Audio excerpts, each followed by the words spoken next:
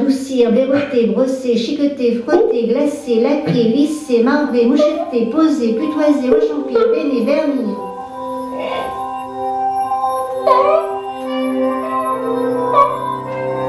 Pinceau à la vie, pinceau de calligraphie, stylo, pinceau, fupelle, pinceau usé, bombé, pinceau à la vie, langue de chat, pinceau calligraphie, pinceau éventail, pinceau épée, pinceau traînard, pinceau de maquillage, pinceau éventail, pinceau épée, pinceau traînard, pinceau de maquillage, pinceau de plumage, falter, queue de morue, traceur, brosse à filet, brosse, tronqué, appochoir, rouleau, pistolet à peinture. Sa face se fend d'un sourire, les yeux pétillent, les doigts fourragent dans les poils touffus.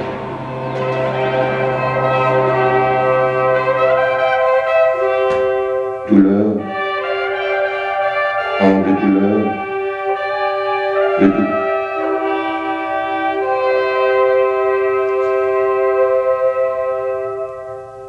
Il y faut beaucoup de temps. Alors la première question que je voudrais que l'on aborde, c'est finalement quel est le rôle de l'écrit dans une entreprise comme celle de Poyen, ou du livre pauvre, ou des cahiers du museur, dont nous avons plein d'exemples sous les yeux. Donc ne nous leurrons pas, ce qui attire d'emblée le regard, c'est la contribution du plasticien. D'ailleurs, par rapport au Moyen-Âge, il faut remarquer que c'est le cheminement inverse, puisque au Moyen-Âge, les ouvrages de bibliophilie à tirage limité ne faisaient appel à l'art que comme faire valoir du texte. Aujourd'hui, bien sûr, c'est l'artiste qui tient la vedette. Et c'est une situation très avantageuse quand on est un auteur timide. Si l'on doute toujours de son talent, si l'on est un perpétuel insatisfait, comme cela est mon cas, eh bien, le texte passera quasiment inaperçu, sera à peine survolé, peut-être même considéré, et pourquoi pas, comme partie intégrante du graphisme. Donc, il ne suscitera pas de commentaires et évitera peut-être les critiques. Donc, l'auteur pourrait se sentir dédouané. Il est présent sans vraiment l'être. Et j'ai l'impression aussi que dans les objets Poyen, ce qui concentre d'emblée la curiosité, c'est quand même l'objet. Du genre, qu'importe l'ivresse pour qu'on ait le flacon. Dans un premier temps d'abord, nous espérons que c'est une France dans un premier temps. Donc, d'un autre côté, il est bien évident que ce statut de parent pauvre, pour confortable qu'il soit, est quelque peu frustrant. Si l'auteur estime que son texte, quand même, vaudrait la peine d'être lu par qui n'a pas sa petite vanité. S'il a donné meilleur lui-même, je crois que je le fais chaque fois dans tous mes écrits, même si je suis bien convaincue que ce n'est pas parce qu'on s'applique que le résultat final est forcément bon. Donc il est vrai que l'auteur aimerait quand même que son livre d'aventure rencontre un lecteur qui, à défaut de l'apprécier, en prenne connaissance. Mais néanmoins, ce genre de publication a le gros avantage d'être très bref. Et nous savons nos contemporains peu enclins à la lecture. Donc c'est quand même un argument de marketing assez imparable.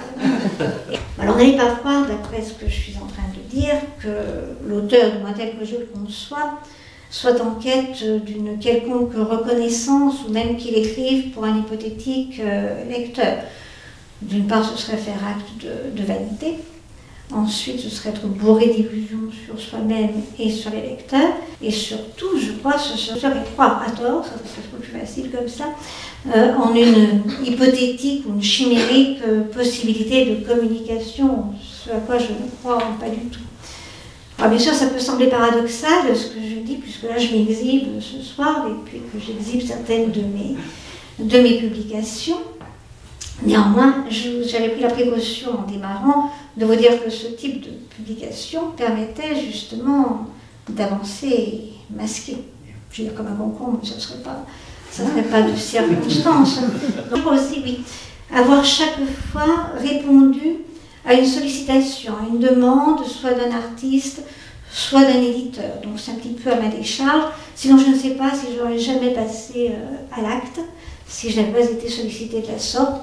D'autant que je pense que ce n'est pas parce qu'on a une formation littéraire qu'on est pour autant habilité à écrire, peut-être même au contraire. Bon, à tous ces notre tout honneur, Poyenne d'abord. Et je crois que c'est en 2005 que Patrick Pelletier m'avait demandé d'écrire un texte pour accompagner un travail qu'il projetait pour Poyenne sur des semelles. Et au départ, c'est vrai qu'il s'agissait de réelles semelles qui étaient entassées dans un coin de son atelier, même si son projet a un peu évolué ensuite vers la notion de traces pataugeantes, d'empreintes. Et j'ai toujours gardé un vif souvenir de cette première collaboration, et puis un attachement tout particulier à ce premier texte, cet Orphée des sables mourants. Et je crois que si cette expérience avait été très décevante, je n'aurais pas récidivé. Et donc je remercie Patrick de m'avoir fait confiance et de m'avoir mis un peu le pied à l'étrier. Alors par nostalgie, eh bien, on va peut-être écouter quelques extraits que va nous lire Gérald, s'il le veut bien. Je veux bien. Orphée des sables mourants. Gueule d'empeigne que la peinture, que le diable la patafiole, battre la semelle, battre la campagne, battre le pavé, pratiquer la canne et le chausson, velléité vasarde de la quitter d'une semelle, banche fangeuse à jumelles, enguirlandée en partance pétrifiée pour quelque trajectoire illicite, semelle, lamelle, feuilletis, colluvion colligée, épitaphe déléaturée, taux délavé à jamais oblitéré, fable minérale épanelée, interdite, spammée à jamais, chimérique, briseur de sablier, semeur sur le sable, Orphée des sables mourants. En barboteuse, à peton joint dans la sémillante giclée des flaques, en godillot poisseux au pied du mur, dans la gadoue des tranchées, des vies aux petits pieds, seul, Achille aux pieds légers, sur une marème croupissante, Narcisse troublé reste sourd à la clapotante écho. Peinture au pied levé, écriture à main levée, le premier pas coûte, mais il faut le franchir, partir du bon pied ou à cloche-pied, sans mêler presque aussitôt les pinceaux, s'empêtrer. Ne plus savoir sur quel pied catalectique danser. Pas de deux. Avoir pied, le perdre, le reprendre, revenir sur ses pas, mauvaise passe, faux pas, lâcher pied, s'embourber, s'enliser, se débattre, et haleter au piétinement cadencé des curettes assourdissants. Finir, les pieds devant. Mais onque n'avoir rien eu à cirer les pieds plats. À la queue leu de palu, sombre les embauchoirs marigots. Donc après cette première expérience de Orphée et des sables mourants, j'ai la plupart du temps pour Poyenne travaillé seul. Ce n'est qu'exceptionnellement que j'ai collaboré pour la collection avec un artiste. Et même dans ces cas-là, la plupart du temps, c'est moi qui ai conçu, avec son aval évidemment, le résultat final. Je pense par exemple au tout dernier avec Gérard Deschamps, Garçon y touche. Donc j'ai soumis mon projet, mais c'est moi entièrement qui l'ai réalisé. Alors je ferai donc une distinction entre ces objets pour Poyenne et puis les autres publications, au Livre pauvre ou au Cahier du Museur, où là il s'agit plus, ou pratiquement, systématiquement, d'une collaboration, d'un travail à 4 mains, 6 mains, voire plus. Et c'est intentionnellement que j'emploie cette expression de travail à 4 mains ou 6 mains, parce que je trouve qu'il est un peu malaisé aujourd'hui de faire la différence entre ce qu'est un livre-objet, ce qu'est un livre d'artiste. Donc autant il est facile d'éliminer de notre propos ce qui est un livre d'art, c'est-à-dire un beau livre, et on voit tous à quoi cela fait allusion. De même qu'il est aisé d'éliminer, je pense, ce qui est peut-être un peu vieillot comme appellation, encore que de livre de peintre ou livre illustré, autant la notion de livre d'artiste, elle me semble s'être complexifiée et devenue plus ambiguë.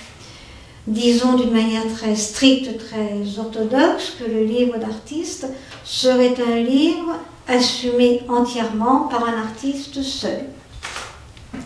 Et le livre-objet, lui, serait une évolution du livre d'artiste, une sorte de transfiguration plastique du contenu vers le contenant.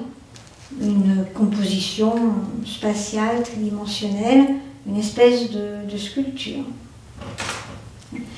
Et il faudrait, bon, je pensais justement dans la collection Poyenne, si vous vous rappelez de l'encyclopédie de Natacha Mercier, certains l'ont connu ouvert, cela correspondrait bien à cette notion, à cette définition du livre-objet. Et dans une optique plus contemporaine, dirons-nous, le livre-objet serait ce que Yves Perret appelle une forme de livre d'artiste collaborative, un livre de dialogue.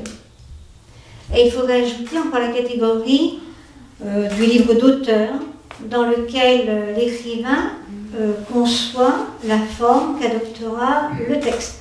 Donc en gros, le livre d'auteur serait à l'écrivain ce que le livre d'artiste est au plasticien. Alors, ça se complique un peu parce que cette notion de livre-objet, à mon avis, est un peu insatisfaisante parce qu'elle est pléonastique. Un livre étant par définition un objet. Donc je pense que quand on veut désigner le codex, enfin le livre en général, on pourrait choisir de dire plutôt un objet livre, c'est plus parlant. Et donc de réserver la notion de livre d'objet à cette collaboration, alors qu'il va osciller entre le livre d'artiste et le livre d'auteur selon la prééminence de l'un ou de l'autre dans le projet, qui sera véritablement collaboratif si un équilibre est trouvé entre les deux. Donc vous voyez que toutes ces définitions sont un peu difficiles, un peu délicates. Donc maintenant, quel est mon fonds de commerce? Qu'écris-je? Quelles sont mes thématiques? Donc en schématisant inévitablement, j'en répertorierai 4. Donc tout ce qui est mythologie gréco-romaine, qu'on pourrait qualifier peut-être du domaine de l'oralité. Ensuite la Bible, le livre, la loi écrite. Après, il y aurait le domaine extrême-oriental, Japon et Chine, qui serait pour moi l'écriture en geste. Et puis la dernière catégorie, ce serait l'adaptation à un commanditaire, la réponse à un éditeur qui me supporterait dans tous les sens du terme, mais surtout plus sérieusement au sens où il m'impose son support, comme c'est le cas pour le livre pauvre de Daniel Levers. Alors vous voyez que dans mes thématiques, souvent il y a un basculement dans le passé. Et je trouve que c'est en adéquation avec le concept même de Poyenne, qui me semble une espèce de préhistoire et d'antiquité du livre réactualisée. Une sorte d'archéologie de l'écriture en même temps qu'archéologie du futur.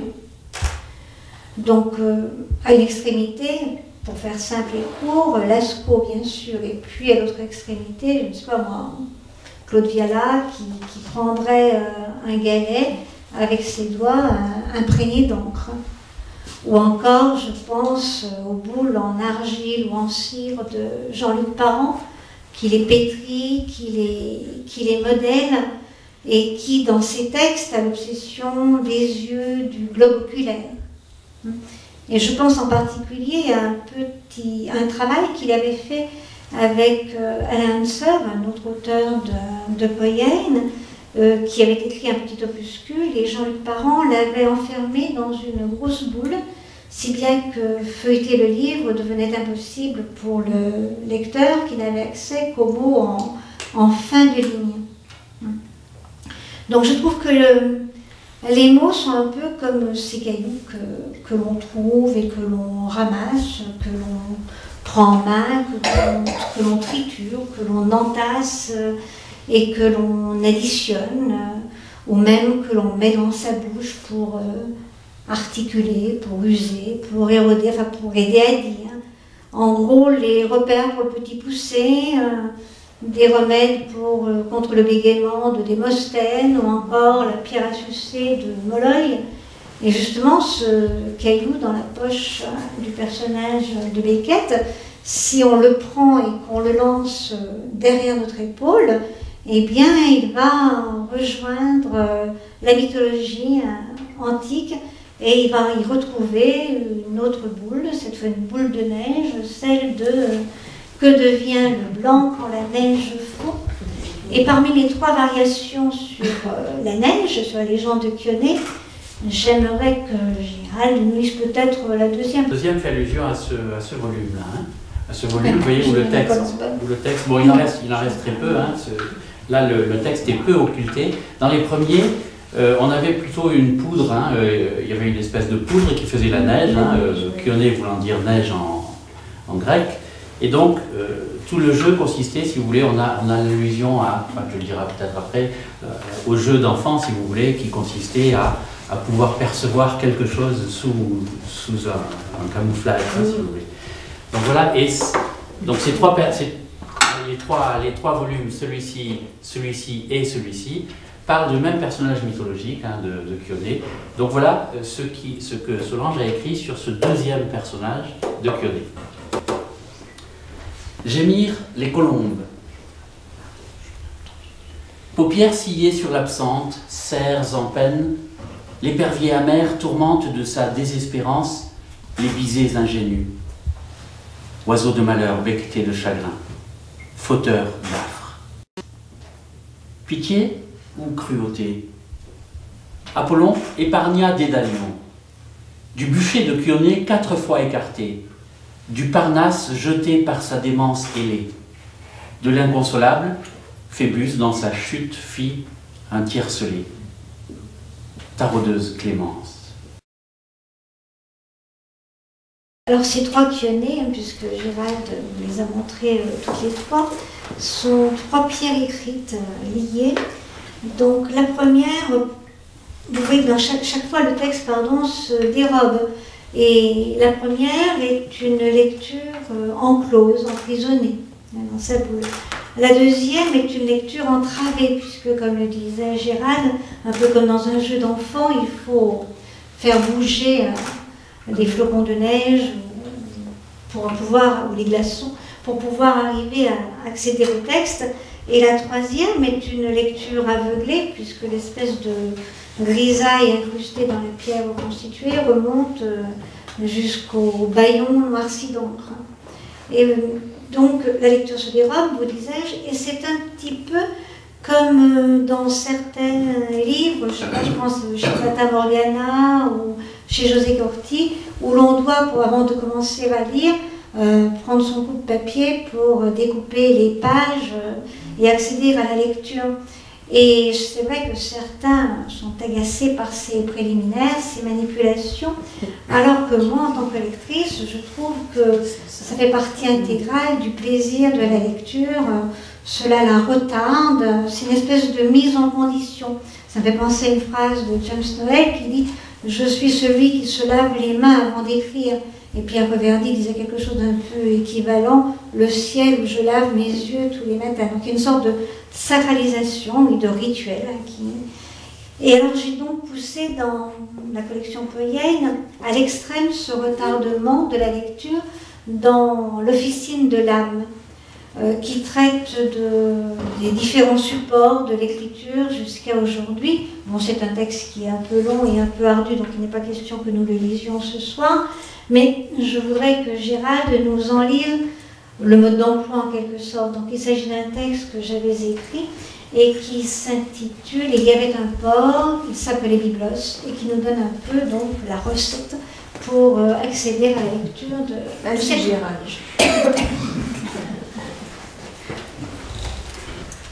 Phénicienne Gebal, Libanaise Djebaïl, Hélène Boulimi de Byblos. Le biblion comme unique port d'attache. Liseur naufrageur, lecture en partance, lecture en transit, lecture faisant esclave.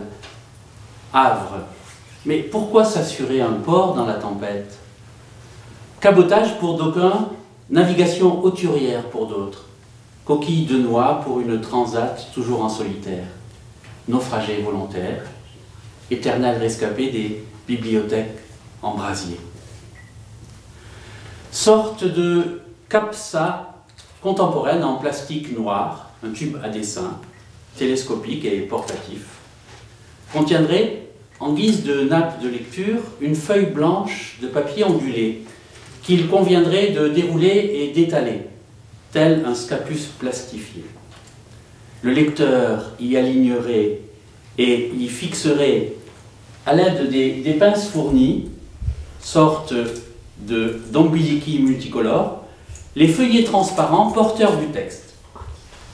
Il les aurait minutieusement extraits de leur nidus, une pochette plastifiée brin-ballon, par un anneau métallique au bas de l'étui, 4 rectangles noirs sur fond noir. Illisible palimpseste que seule la blancheur du tapis de lecture révélerait. Lecture accomplie, nappe enroulée, palimpseste reconstitué, le lecteur poursuivrait son lent cheminement, son livre nomade en bandoulière. Il y aurait l'homme-livre, caravanier disert et affable. Il nomadiserait dans la salle, sanglé de cet étui, ostensible osmose, verbe verrouillé. Donc nous en resterons là pour cette première thématique qui nous renvoie au temps mythique d'une oralité conjurante, d'une errance contemplative, une espèce d'animisme qui colorait, qui embellissait la nature et en même temps qui rassurait et déresponsabilisait. Et nous passerons donc assez vite à et sur la thématique biblique, donc autre pierre fondatrice, celle-là, socle du monde et clé de voûte de 3 civilisations. Donc cette thématique nous marque le passage peut-être de l'oralité à une certaine forme d'abstraction, à une organisation du monde, voire à l'élimination de l'image que le christianisme, lui, réincarnera.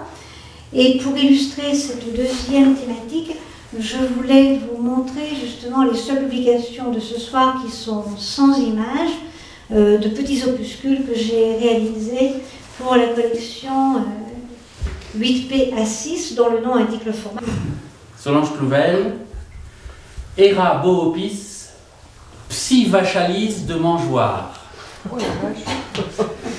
Solange Clouvel, La manade à Leibniz, essai de Baudissé. Jeûne hébreu, diète éthique de Joseph l'onirologue. Golden de Discorde 1, le mixologue de l'Exode. Golden de Discorde 2, au nom de la loi. Créchi, Crécha, la vache à Bury, poussée de kératine. Et voilà l'ensemble de la collection. Voilà, donc c'est un petit volume qui regroupe, ça s'appelle d'ailleurs 50 multiplié par 8P à 6. Donc les 50 premiers numéros de cette petite collection ont été regroupés et vendus dans un circuit bibliophile. Donc l'éditeur suisse dirige une maison de micro-édition qui s'appelle La Vachette Alternative. Et donc il a bien voulu mettre, et en même temps plasticien et poète sonore, et il a bien voulu mettre en voix un de mes textes qui s'appelle Mout-Mout ou Sois-Mot et tais-toi, et il en a fait l'arrangement sonore en s'accompagnant au sommier. Donc, puisque nous sommes en train de parler de ces petits opuscules, je vous avais concocté un petit montage d'extraits de ce volume de poèmes, et qu'on peut donc écouter ensemble si vous le voulez bien. Votus et bouche cousue.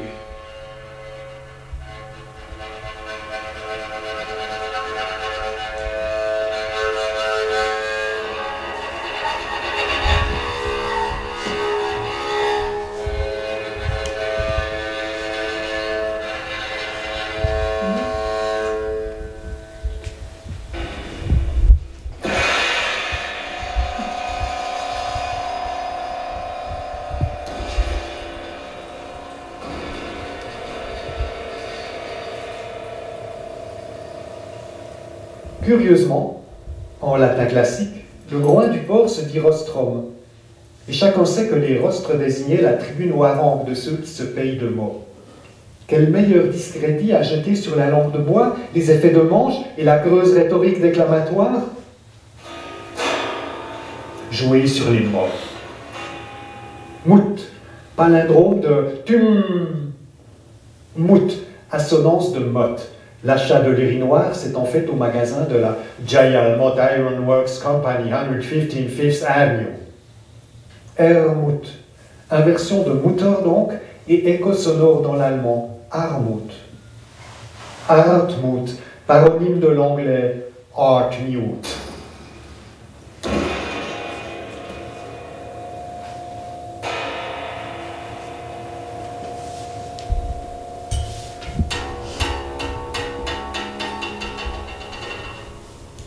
Admettant ce mutisme, rien d'étonnant à ce que l'origine du nom museau, musel de l'ancien français mus, lui-même issu du latin populaire d'origine incertaine musum, évoque mou et moutiret et désigne le groin du porc qui grommelle mutum et mutmut. Avec lui, muselé, muselière, musellement, muselet ou muserolles, comme autant de suppliques aux trop bavards qui prolifèrent.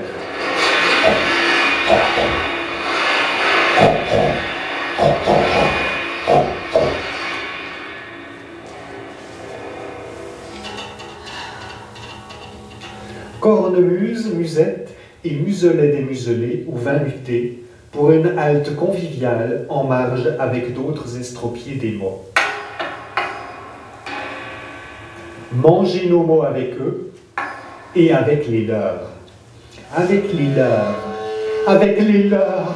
Que de l'or, que t'as pas que de pièces, que de l'or, que de l'or, que dis l'or, que de l'or, que dis l'or, que da, que da, que dis-moi, que dis-moi, que dis l'or, que de l'or, que dis l'or, que de l'or, que de l'or, que de l'or, que dis l'or.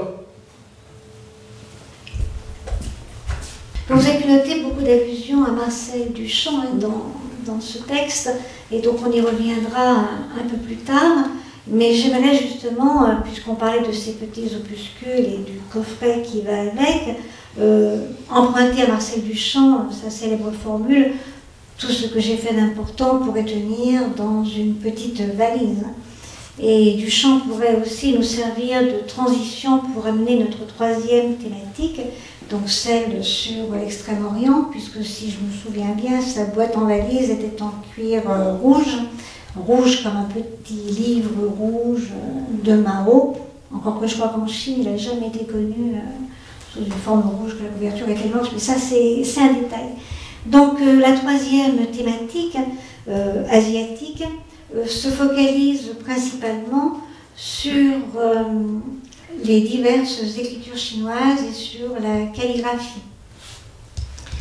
Donc c'est à la fois des légendes et des histoires qui sont convoquées là, dans un ailleurs qui est plus ou moins rêvé, plus ou moins bien compris par nos mentalités occidentales. Et cette thématique pose le problème, pose la question du rapport entre le corps et le texte, met en jeu le geste. Et je voulais, pour cette troisième thématique, vous montrer un beau livre, je n'en parlais tout à l'heure, qui s'appelle « Derrière une poutre ». Et c'est un livre de deux peintres, donc Joël Frémiot et Yves Piquet. Et ça aurait pu être un véritable livre d'artiste, comme on le disait tout à l'heure, si mon texte « Derrière une poutre », qui parlait justement du trait, n'était venu s'intercaler entre deux pour créer une espèce de trait d'humour, en quelque sorte. Présente sous forme de triptyque,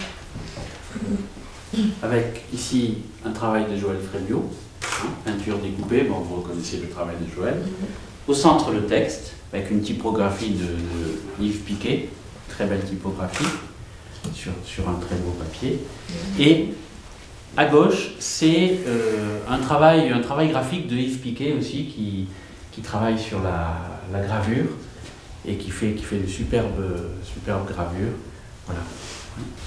Oui, on est dans une autre dynamique que celle de Poyenne, hein, on est plutôt sur c'est ce que vous disiez, sur le beau livre. Je travaille que pour le livre pauvre, donc Solange a fait le texte, et vous voyez un travail là c'est un travail de collage en fait. Hein. Gérald va vous lire deux courts textes extraits d'un travail, pas pour Poyenne cette fois, mais pour les cahiers de mesure d'Alain Frex. Et ce texte, déjà, vous avez juste la couleur, puisqu'il s'appelle « Le calligraphe est accroupi ». Le calligraphe est accroupi, Zhang Ziqing. Étant roselier aux eaux diaphanes, myrliflore des calames s'y au galet s'irisant dans sa vase, nul n'a fait miroiter un avenir de pierre à encre. Jour après jour se ternit la nappe hyaline. D'effets flottés noyés de bavauchures, doigts maculés au bord du bassin, calligraphe lavandier, Zhang Ziqing est accroupi. Le calligraphe est accroupi, Yu Shinan, comme un grattement.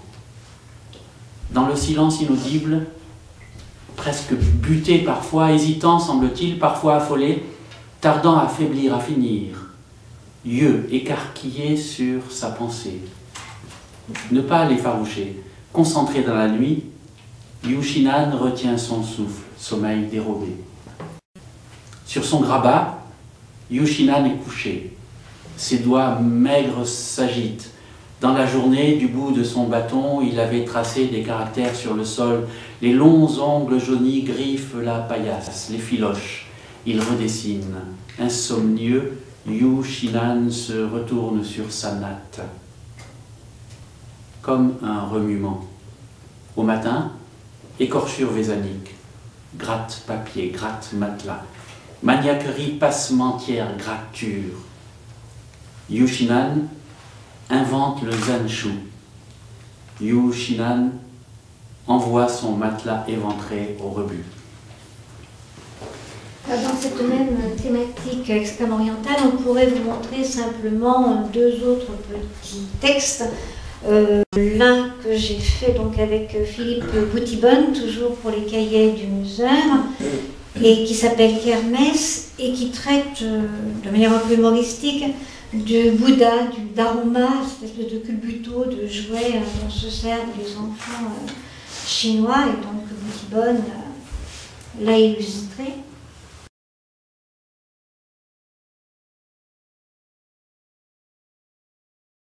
Et puis, par exemple, au livre pauvre, avec Hélène Durdilly, j'avais écrit La petite combine, et là, ça traitait un peu des lanternes pour la fête du Nouvel An chinois. Autant que je pense qu'avec l'audition initiale d'Avec un bois creux, ça suffit largement pour cette thématique asiatique, on va dire. Et nous pourrons peut-être passer à la quatrième thématique, celle que, faute de mieux, j'ai appelé d'adaptation à un commanditaire. Et à titre de transition, je peux encore évoquer Alain Frex, qui non seulement est éditeur, mais est également poète. Et il m'a proposé pour Poyenne de faire un travail en collaboration avec lui. Et il m'a proposé d'écrire un texte sur le sourire de Bouddha, ce que j'ai fait dans une prose un peu caustique et polémique, tandis que lui est en train de plancher actuellement sur un poème qui parlera du sourire de l'ange de la cathédrale de Reims. Donc vous voyez là encore une sollicitation, une demande, et ça nous permet d'arriver à cette quatrième thématique qui peut aller aussi bien des articles que j'ai produits pour des revues qu'à de tout petits formats dont on reparlera concernant le livre pauvre. Alors pour les articles, je vous ai apporté à titre documentaire quelques numéros d'une revue qui s'appelle Olaf Préoccupation. Et dans un de ces numéros, le thème était la chance de la lettre. Et j'ai eu la chance, moi, d'avoir deux textes qui soient publiés. L'un, c'est tout un programme, je ne suis pas la grand-mère de Proust, et l'autre s'appelait Un coup d'Hermès. Et plus récemment, la revue Reo, dans son dernier numéro, le numéro d'automne, qui devait initialement traiter du deuil, a publié aussi un de mes textes, À quoi bon changer l'eau des fleurs, qui m'avait été inspiré par la lecture d'un livre d'un écrivain que je vous recommande, qui s'appelle Jean-Michel Reynard, et qui avait donc écrit un gros livre qui s'appelle L'eau des fleurs, justement.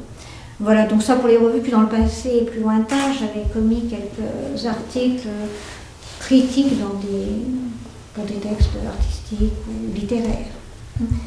Et puis, donc, je vous disais, à l'autre bout, il y a la collection du livre pauvre, dont je vous rappelle le principe, à savoir que chaque fois, le nom de la collection est emprunté à un vers de Mallarmé.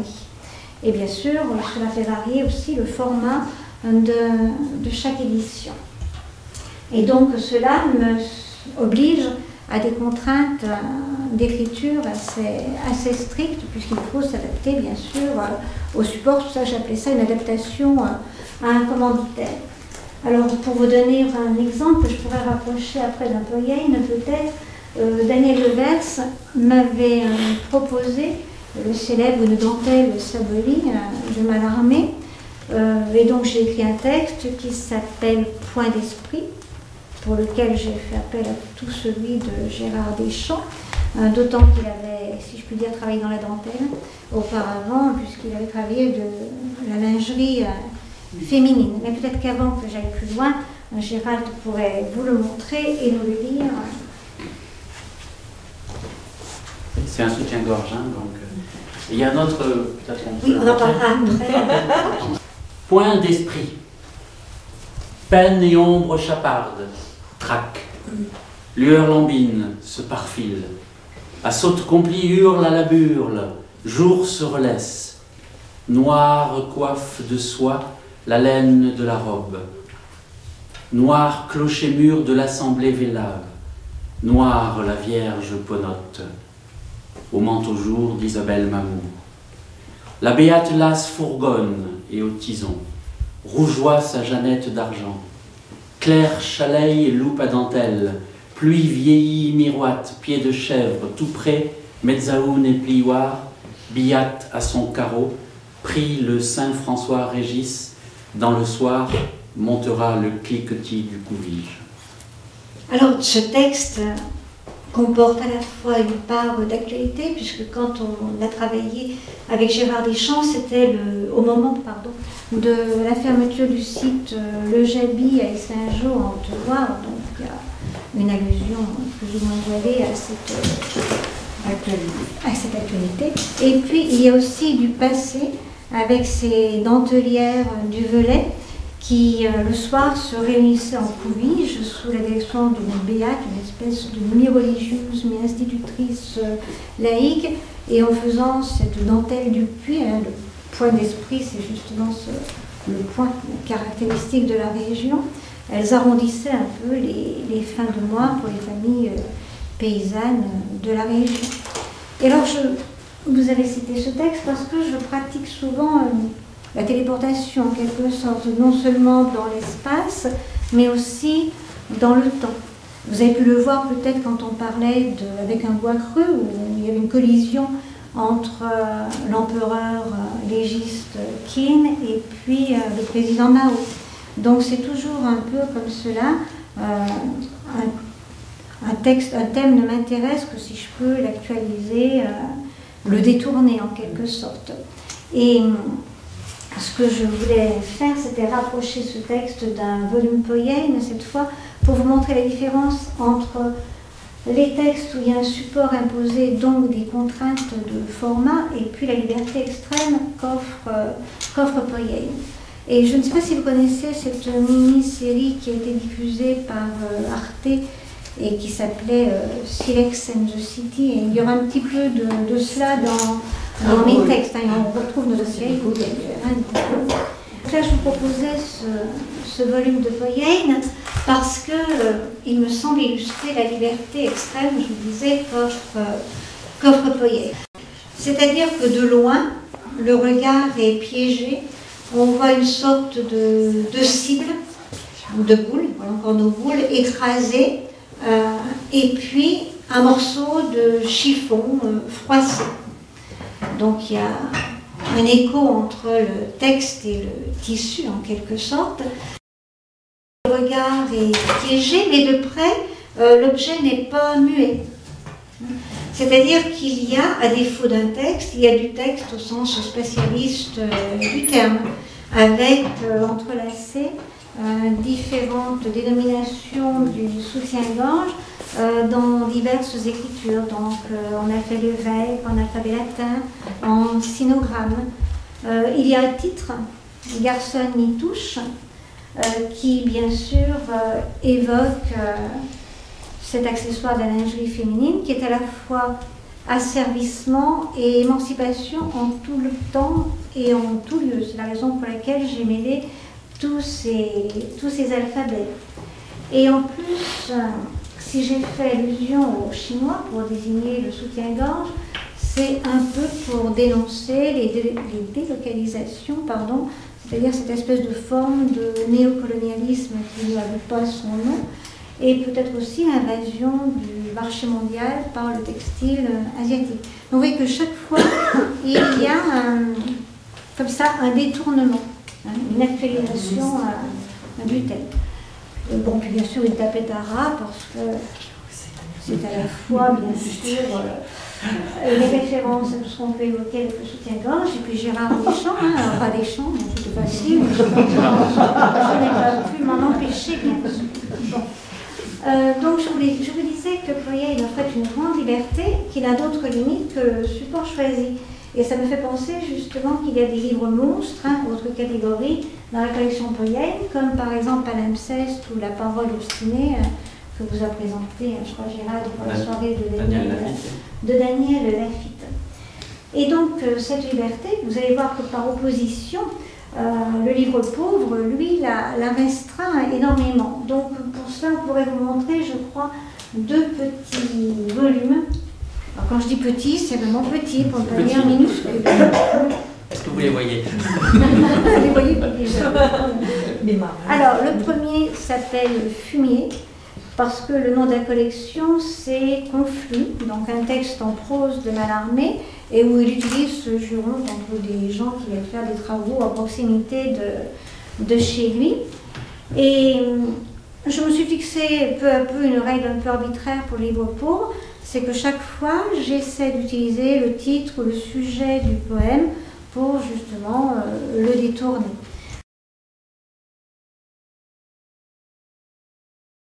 Donc dans Fumier, j'ai fait un jeu lexical avec plein de termes, stercoro, coprofile, bref, excrémentiel, que j'ai décliné sur un tout petit espace.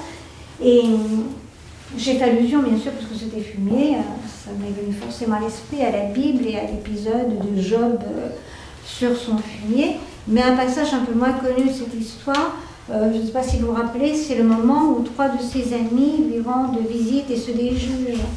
Et comme dans la Bible, ils sont évoqués avec d'amples chapeaux et accroupis, ça m'était facile de les transformer en espèce de champignons, mais une variété de champignons bien précise, puisqu'elle ne pousse que sur des excréments, ce qui nous en dit long sur les relations amicales, je trouve.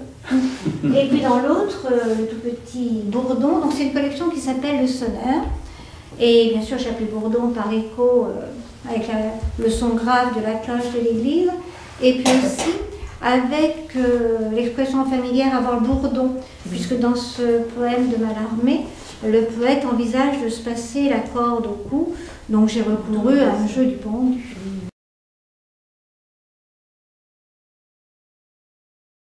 Donc Gérald va peut-être nous les lire avant que je continue. 2 petits textes. Fumier, le premier. Coprolalie démoniaque, contre-niaque divine, cœur de coprins chevelus, leur chapeau véreux à remontrance. Le Finicole Eliphaz, Bildad le coprofile et Sophar le stercoraire. Accroupe-t-on blâmeur, face à Job, en mise, le géotrucle probe au strigile, 3 coprolites cendrées, Tesser, discoureuse à gagne. Bourdon. Chantre de balles et de cordes, azur ta cravate de chanvre. Ouais, c'est simple, c'est court l'avantage. Alors quand je vous dis j'ai recouru au jeu du pendu, si j'emploie pour la personne, c'est que dans ce genre de texte, je suis confrontée à deux difficultés majeures. D'une part, vu la surface réduite, j'ai des scrupules à faire appel à un plasticien, un artiste qui veuille bien travailler sur ce genre de format tout petit. Donc je suis obligée de ruser, parce que je ne suis pas moi-même artiste, comme j'ai fait dans Bourdon, et vous voyez que c'est pas très beau le résultat, parce que c'est mon œuvre, donc voilà. Soit je suis quand même obligée de faire appel à un artiste aguerri, de bonne volonté, donc j'ai la chance, c'est vrai que Jacques Regnault, pour ne pas le nommer, est bien voulu se charger de ce fumier. Et la deuxième difficulté à laquelle je suis confrontée, c'est que j'ai du mal, parenthèsement ou stupidité, à renoncer au texte. C'est-à-dire que je remplis vraiment heureusement que j'écris petit, mais j'ai du mal à renoncer justement à une espèce de mini-méditation. Ce n'est pas les mots qui conviendraient, mais je n'arrive pas à trouver autre chose. Et si je veux que cette mini-méditation reste intelligible, c'est extrêmement difficile sur le plan de l'écriture. Donc c'est pour ça que je vous disais que c'était extrêmement exigeant. Vous pourriez me dire pourquoi n'écrivez-vous pas autre chose qui tiendrait plus facilement sur ces formats-là. Bon, eh bien, sans doute par incapacité majeure et par inintérêt pour d'autres sujets. Par exemple, je me vois mal faire un texte poétique ou même écrire une simple ligne qui soit graphique et belle et qui parlerait de la nature, je ne sais pas, moi, du soleil levant en couchant, parce que c'est toujours comme ça, il se lève ou il se couche, ou de feu qui pétille toujours, vous avez remarqué, dans l'âtre, c'est l'âtre plutôt que la cheminée, quand on est de retour d'une longue marche sur des sentiers rocailleux, de montagne, ou pour parler de l'amour, une chevelure éployée sur l'oreiller au réveil, pendant que dans le jardin chantent les petits oiseaux, quoi. Donc je m'en sens tout à fait incapable. Ce que Bataille appelait, je crois, la haine de la poésie et de ses rosiers attendrissants. Alors, puisque nous parlons de ces contraintes d'écriture, cela m'amène au dernier volet, rassurez-vous, c'est le dernier, de mon intervention de ce soir. Et c'est pas le plus facile pour moi parce qu'il faudrait quand même que je parle un petit peu de mon écriture avec beaucoup de guillemets, parce que c'est un peu pompeux comme terme. Et puis c'est un mot suffisamment respectable pour qu'on ne traite pas trop à la légère. Et puis en plus, je pense qu'on manque toujours de recul pour parler de sa propre pratique. Donc je vous disais que la forme brève me posait problème, et pourtant vous voyez que je me plie volontiers à ce jeu qui n'en est pas un, de cette forme brève, qui est plus une gageure, un défi à chaque fois.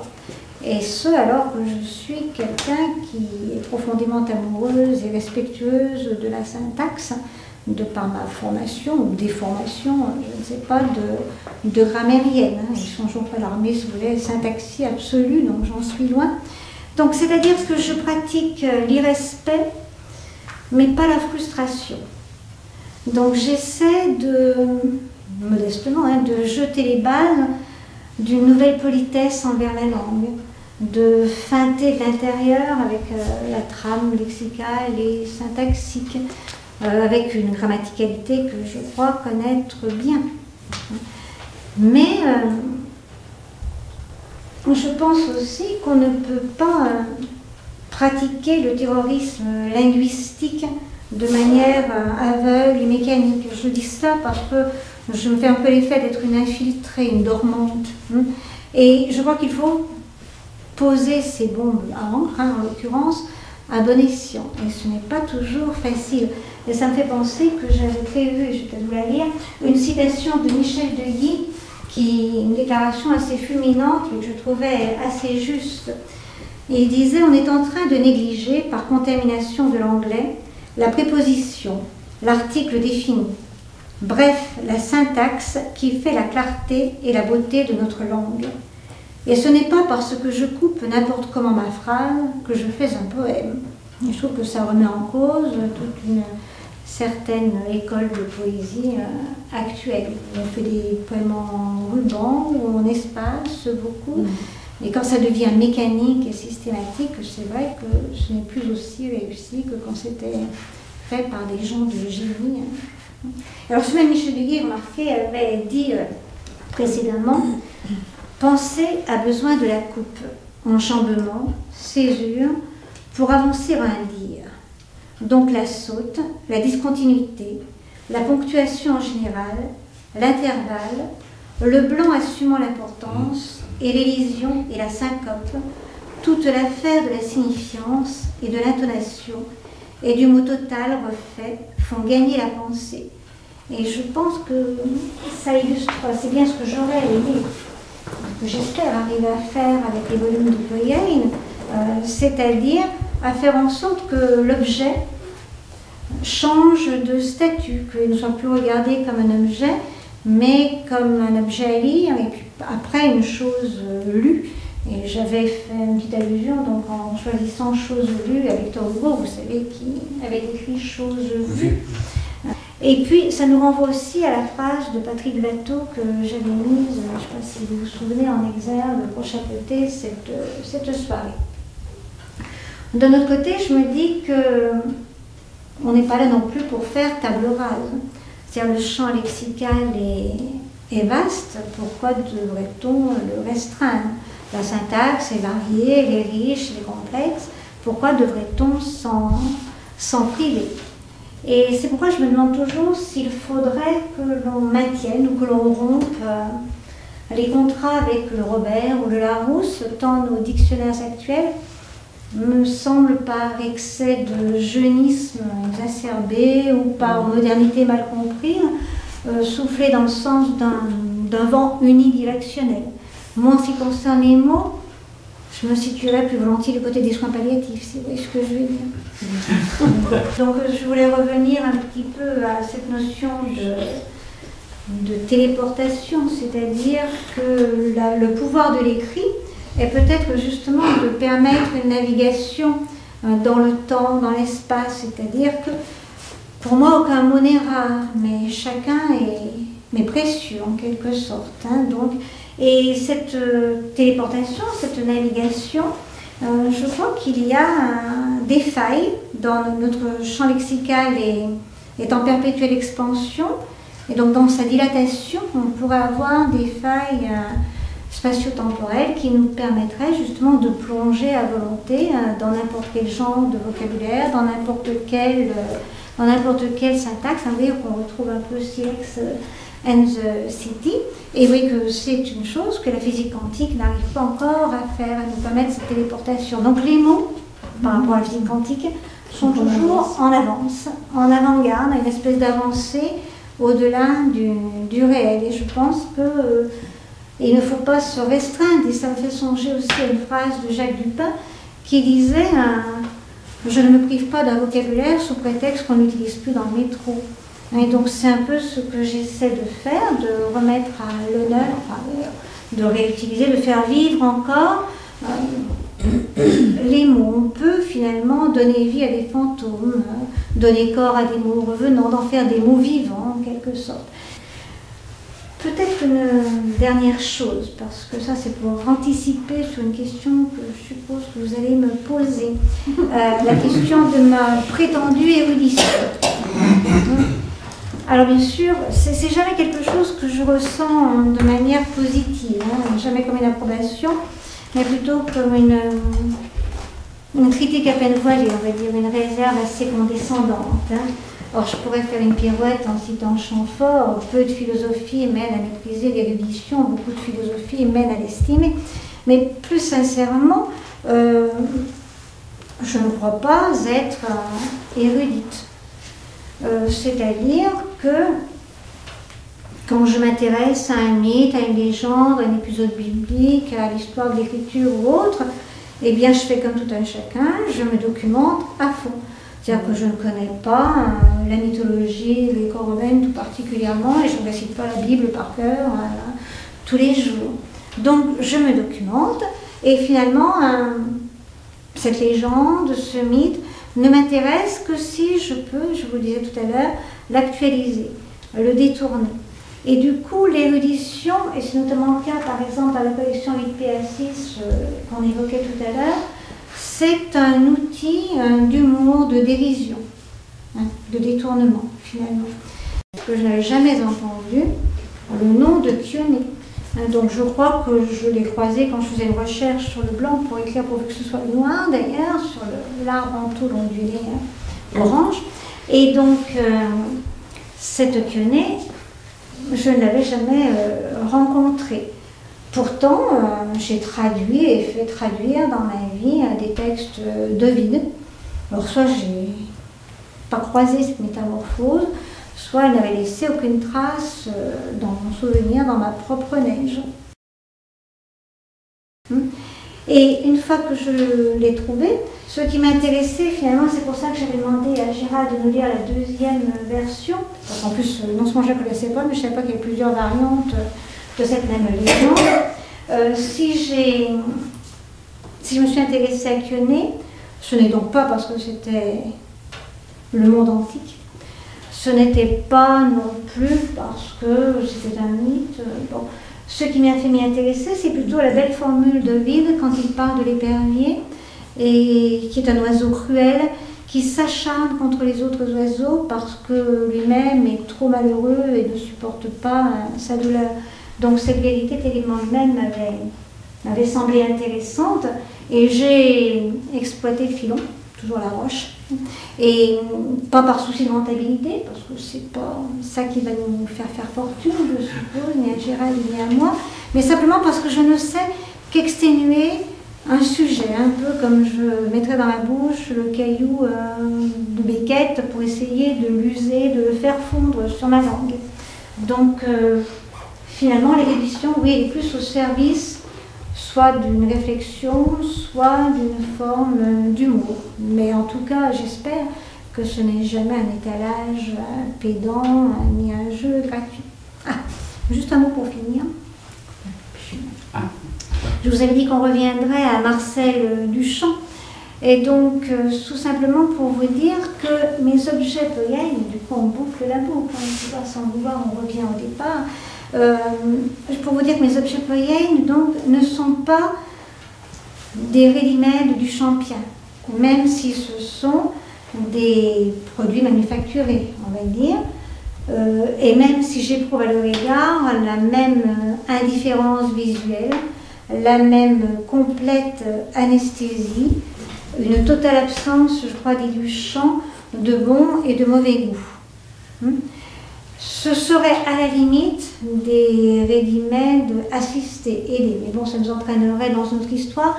Donc, mon rapprochement avec Duchamp, je le situerais plutôt du côté de l'inframince. C'est-à-dire que cette collision, enfin ce que Derrida appelait finalement une contemporanéité sans âge, un présent à étendue multiple, où les passés lointains rejoignent les futurs lointains. Et dans l'interface pourrait surgir, alors être ressenti peut-être plutôt que mesuré, une dynamique nouvelle. Et cet inframince se ferait pendant à une économie maximale du langage. Car c'est bien connu, enfin c'est même inconnu, qui sait ce qui se trame vraiment à l'intérieur d'une feuille de papier à cigarette, de marque Job de préférence. J'ai prévu comme dernière lecture un texte, puisque je parlais tout à l'heure de Jean-Michel Renard, qui est dans la série Médaillons de Daniel Levers. Vous voyez, je crois que j'ai fait 3 médaillons cette année. Donc il y a celui avec Yves Piquet dont vous parlez, Gérald. Il y en a un autre avec Joël Dibouige à propos d'un mort de l'éditeur Pierre Courteau. Et le troisième, donc, que l'on va peut-être lire, mais je pense qu'il faut qu'il parce que c'est un texte assez difficile, qui s'appelle Médaillé Verbas. Donc, médaillé, c'est un meuble dans lequel on range des médailles, des médaillons, donc, du nom de la collection. Et c'était donc un hommage à Jean-Michel Renard, qui est mort au début de ce millénaire. Médaillé Verbas à Jean-Michel Renard. Relique, air. Macère dans le formol la langue, mots tuméfiés et carne langue, morte bleuie, pâle sang bleu palpitante, trophée de navrement, Dans sa bière enchâssée, en charpie clamsée, charogne de la mer fourguée dans le fourgon. Claquemuré dans sa bagnole scriptorium. Brinquibalement, il, lui ou rien.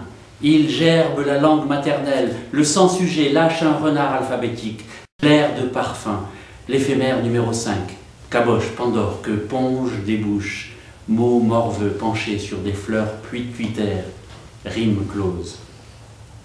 Parenthèse béante, au risque de tomber comme les pétales des fleurs. Crayon, que de billard, carambole, mots billes d'ivoire, mots boules, massé, queuté, un coulé pour finir, blousé, pour dévisser son billard. Corbillon amarante de queue de renard aux tigelles barbelées, vocable corseté, parenthèse que quignard cadenasse pour refermer la fleur. Article en souffrance, troussé dans les cordons du poil. Coquillard recroquevillé dans la couverture, le livre à les grelots. Bourbillon la langue, des manches. Petit bonhomme blanchissant, clavecin, avers casqué, bac te berce, aufs, Lautenwerk, mate ta douleur, conque Saint-Jean-Michel sur un îlot de taille, broyat de bredouillis, terreuse la langue, mâcheur de bétel, bredouille, il écoute sa musique comme ça. Merci.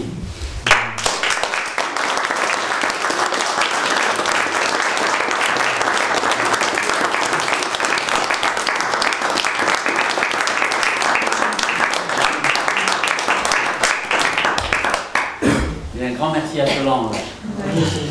Bravo. Oui, c'était. T'as beaucoup cafouillé, c'était bien embêtant. Nous ne te réinviterons pas. Moi, je suis malheureusement extrêmement normale. Non, tu n'es pas normale. Non. Je pense que l'on n'a pas non plus à mélanger, enfin pour moi, mais vous êtes complètement anormal dans ce que voilà, vous c'est ce que j'allais dire. C'est peut-être là où est la normalité. Oui. C'est-à-dire que je pense que tout ce qui est domaine des sensations, des sentiments, ça relève vraiment de l'intime. Vous parlez de pudeur et je suis tout à fait d'accord avec vous. Pour moi, je me dis que je n'ai pas à parler de cela parce que les expériences, nous sommes tous des humains, sont assez voisines, assez proches. Donc je préfère en effet, parce que je suis, je ne sais pas si je peux dire ça, une sorte de graphomane cérébrale. Oui, ça oui. Je crois que je suis, et c'est peut-être un handicap, une amputation, mais je sais que je peux difficilement parler, oui, je vous ai de la nature, parce que là, j'en ai rien à faire. J'aime pas me promener. J'aime bien quand les autres m'en parlent, hein, parce que je l'apprécie beaucoup plus par l'intermédiaire d'autres écrivains, de peintres, etc. Mais moi-même, je peux bien sortir et regarder un cerisier en fleurs comme font les Japonais, ou rester à écouter le chant des oiseaux, ça me fera ni chaud ni froid, à part l'impression d'une perte de temps. C'est le mot perte qui est important, je trouve. Parce que ça vous nous proposez une perte. Dans tout ce que vous nous avez proposé ce soir, moi j'ai ressenti avec émotion la perte. Voilà. C'est moi. Oui, je comprends tout à fait. En tout cas, moi je vous remercie parce que j'ai mieux compris ce soir aussi ce qui était propre à la collection Poyenne par rapport justement aux livres pauvres ou aux livres d'artistes ou aux livres objets qui m'intéressent depuis longtemps. En tout cas, là, ce soir, je trouve que c'était extrêmement clair et évident du fait, justement, que vous nous avez amené de l'un à l'autre. Voilà.